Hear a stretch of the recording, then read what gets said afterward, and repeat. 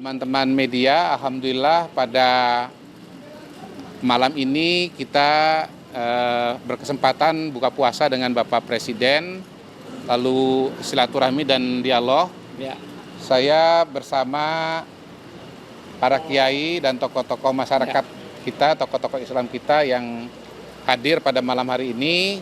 Total tadi sekitar 165 orang dan kurang lebih sekitar 3 jam bersama dengan Bapak Presiden.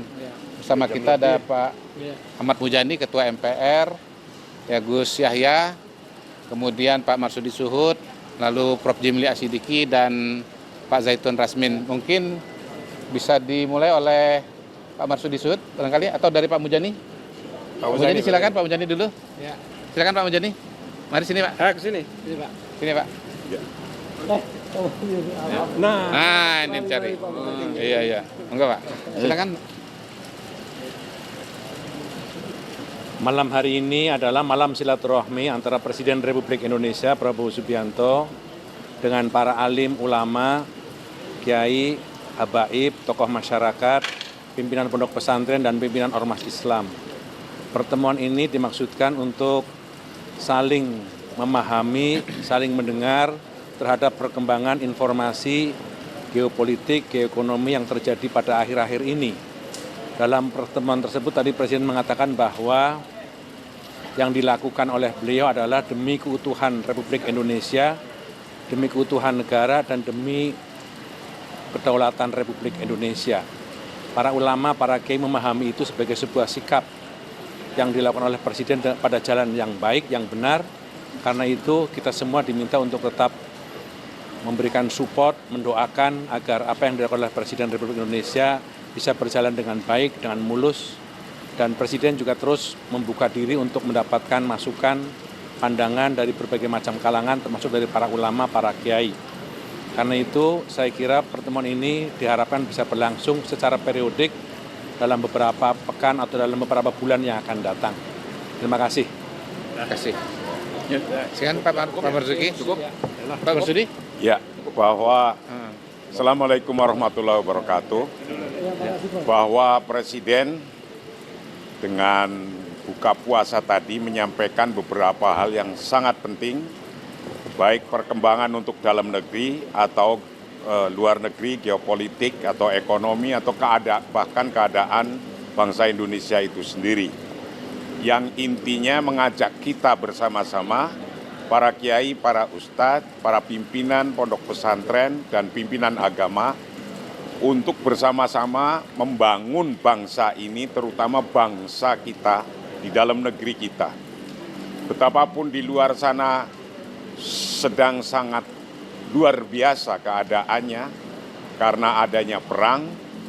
Mudah-mudahan Indonesia tetap aman, itu intinya, dan Indonesia tetap waspada, dan Indonesia akan terus-menerus berusaha untuk bagaimana perang itu bisa berhenti, bagaimana kedamaian itu bisa dicapai. Maka beliau akan berusaha sekeras-kerasnya, sekuat-kuatnya untuk satu, melindungi bangsa kita sendiri, dan nomor dua, turut andil membuat bangsa-bangsa di dunia ini dalam keadaan damai. Yang sedang perang, segera damai. Yang masih belum rukun, segera rukun. Agar terbangun bangsa yang bersatu, bangsa yang ekonominya kuat, dan bangsa yang bermartabat. Itu intinya Presiden menyampaikan hal yang sangat penting. Maka kami, para kiai, pimpinan agama, antusias menyambut beliau dan mendukung beliau untuk berusaha sekeras-kerasnya, baik untuk kemajuan bangsa Indonesia atau untuk perdamaian di dunia, wabil khusus di Timur Tengah yang terjadi perang di Iran atau bahkan jangan sampai merembet ke negara lain. Terima kasih. Assalamualaikum warahmatullahi wabarakatuh. Buya tambahan sebentar. Ya. Bismillah, Assalamualaikum warahmatullahi wabarakatuh. Alhamdulillah, salatu wassalamu ala rasulillah, habibina sayyidina Muhammad bin Abdillah wa ala alihi wa ashabihi wa mawalah, amma ba'd. pertemuan yang indah antara umara dan ulama, dan seharusnya lah seperti itu. Dan alhamdulillah kami mendengar cita-cita besar dari presiden kita untuk menjaga negeri ini di saat negara-negara lain dengan hiruk pikuk peperangan dan lain sebagainya.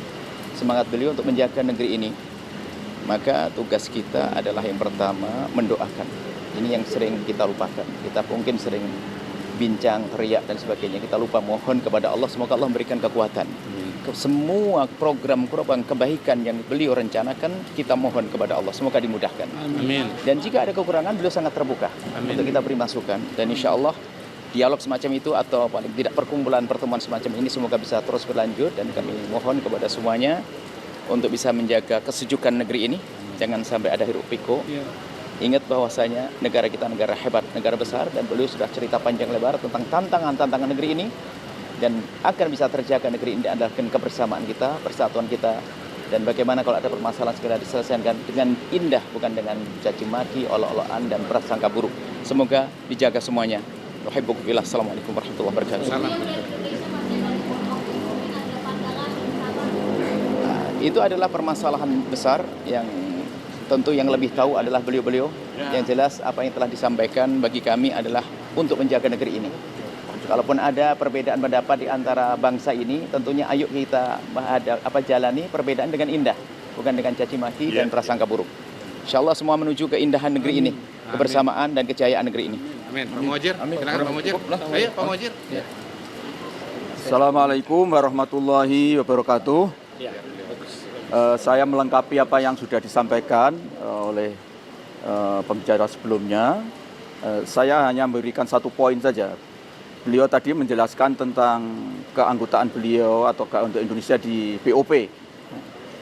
Jadi beliau menegaskan bahwa keterlibatan beliau di BOP itu tidak serta-merta, tetapi sudah mulai proses yang panjang, sudah dibicarakan dengan beberapa pimpinan negara yang ada di wilayah, terutama wilayah Teluk, yang kemudian sepakat untuk bergabung. Yang strategi yang beliau pilih adalah yang disebut dengan struggle from within. Jadi selama ini kita berada di luar, kita sekarang mencoba berjuang dari dalam. Dan insya Allah apa yang akan beliau lakukan nanti adalah tetap berada di dalam koridor konstitusi kita, terutama di dalam pembukaan Undang-Undang Dasar kita, dan kemudian juga tetap berkomitmen kepada tujuan awal, yaitu terciptanya dua negara yang berkoeksistensi damai, yaitu negara merdeka Palestina dan Israel. Karena itu ke depan kita harus terus berupaya, baik apapun risikonya, apapun konsekuensinya, ikhtiar untuk membangun Palestina merdeka itu harus terwujud. Dan itu tercantum di dalam perjanjian 20 poin, di poin 19 dan poin 20. Itu tegas bahwa memang tujuan BOP itu adalah terciptanya negara Palestina, tadi berkoeksistensi dengan Israel. Saya kira itu yang menjadi pegangan kita. Dengan demikian maka tadi para ulama, para tokoh-tokoh agama semuanya sepakat dengan apa yang telah disampaikan oleh Bapak Presiden. Sekarang itu, Assalamualaikum warahmatullahi wabarakatuh. Oke, saya. Baik, saya atas nama mewakililah dari Pondok Pesantren Indonesia yang hadir, di mana kiai-kiai dan ulama pesantren sangat mendukung dan mengapresiasi terhadap kinerja Bapak Presiden Prabowo, di mana beliau telah memaparkan terutama masalah-masalah di dalam negeri. Kalau luar negeri tadi sudah disampaikan oleh Pak DM Muhajir. Nah, saya menyampaikan bahwa di sini Pak Prabowo ini bagi saya, bagi kami adalah real Presiden Indonesia. Ini yang kita harapkan, karena beliau yang jelas ingin bagaimana rakyat Indonesia bisa makmur, sejahtera dengan program-programnya, apakah itu MPK, apakah itu Koperasi Merah Putih, apakah itu nanti sekolah rakyat dan semuanya. itu memutus ya supaya yang orang tuanya miskin ya, jangan sampai generasi anak-anaknya itu juga miskin. Ini yang kita benar-benar kita dukung ini, karena sudah sekian kekayaan Indonesia ini hanya 50, kata Pak Prabowo, 50 orang saja yang menikmati triliunan kekayaan Indonesia. Jadi sekarang dikembalikan kepada rakyat. Inilah misi yang beliau bawa supaya Indonesia mencapai suatu negara yang harapan kita, yaitu baldatun thayyibatun wa rabbur ghafur. Inilah saya hanya mendukung dan mengapresiasi ya dengan program ekonominya, dan mudah-mudahan dalam tempo tidak lama rakyat kita akan makmur. Dan pemberantasan korupsi ini beliau betul-betul berani, dan tidak ada presiden yang berani menurut saya, baru Pak Prabowo ini.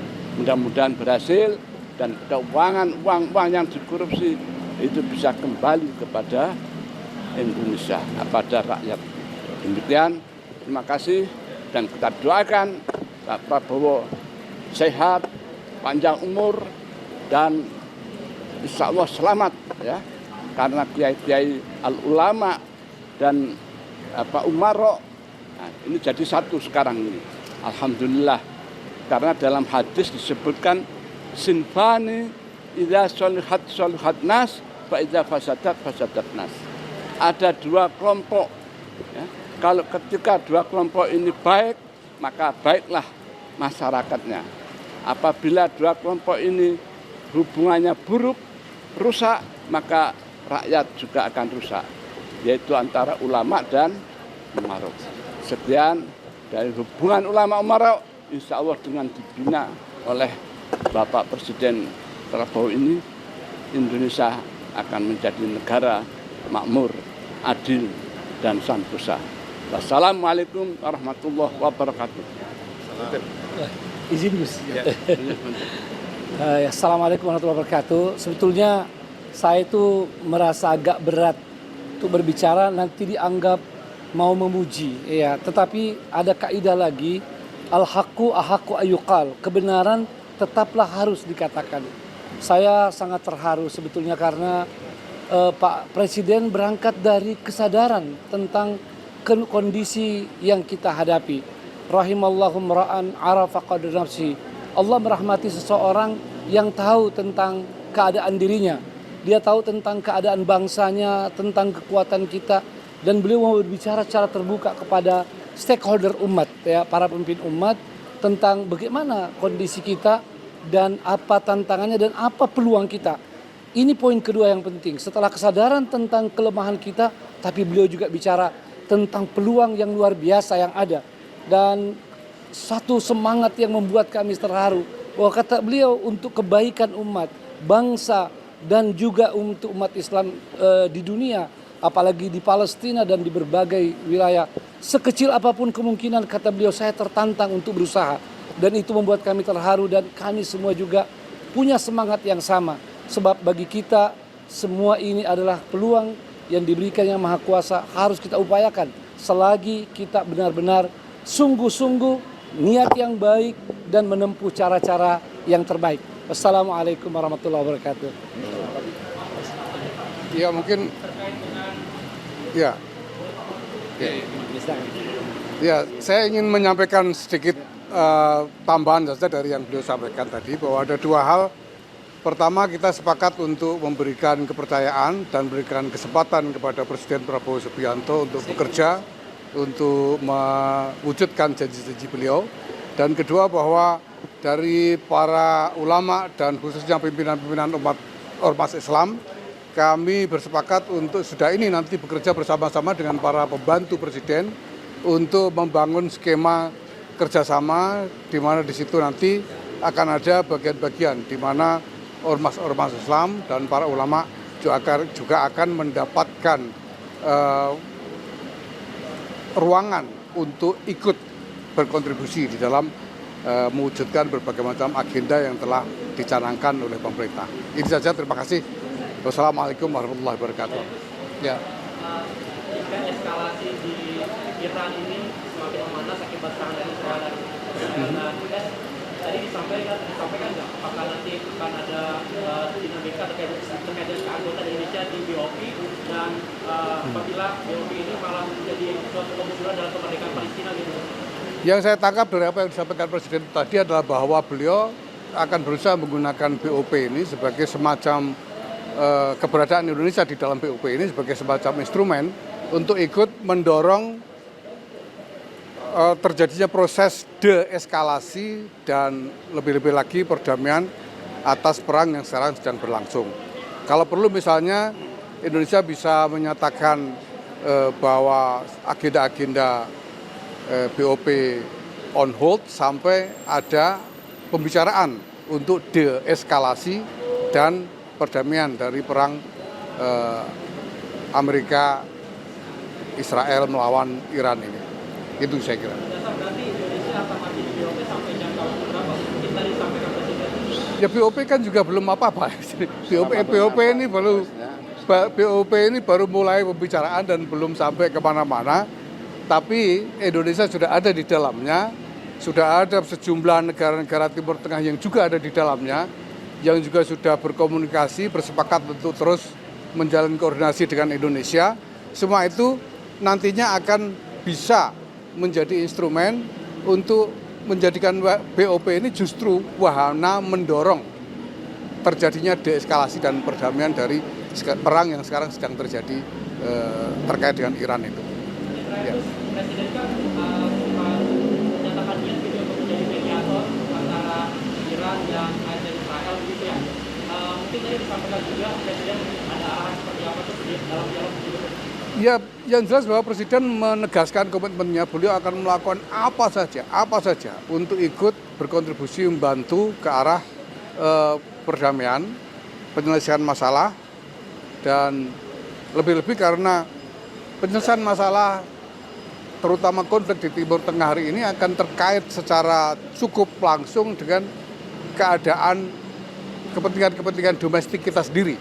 Maka Presiden akan melakukan semuanya dan alhamdulillah Indonesia dalam hal ini Presiden Prabowo Subianto adalah aktor yang diterima oleh semua pihak sehingga punya peluang untuk bisa menjadi semacam mediator komunikasi di antara pihak-pihak yang terlibat. Saya kira itu. Terima kasih ya. Terima kasih. Assalamualaikum.